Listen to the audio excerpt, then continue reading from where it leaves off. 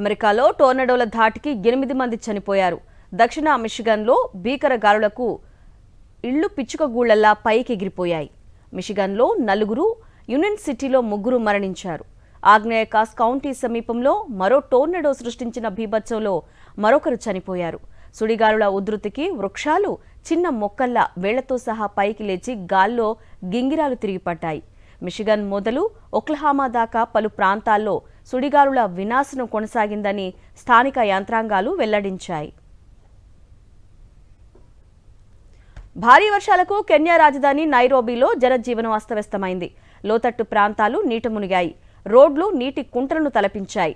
భారీ వర్షాలకు దాదాపు 23 మంది చనిపోయినట్టు అక్కడి అధికారులు తెలిపారు. వర్ష ప్రభావిత ప్రాంతాల్లో సహాయక చర్యలు కొనసాగుతున్నాయి. మరణాల సంఖ్య మరింత పెరిగే అవకాశం ఉందని నైరోబీ నగర పోలీసు చీఫ్ జార్జ్ సెడా వెల్లడించారు.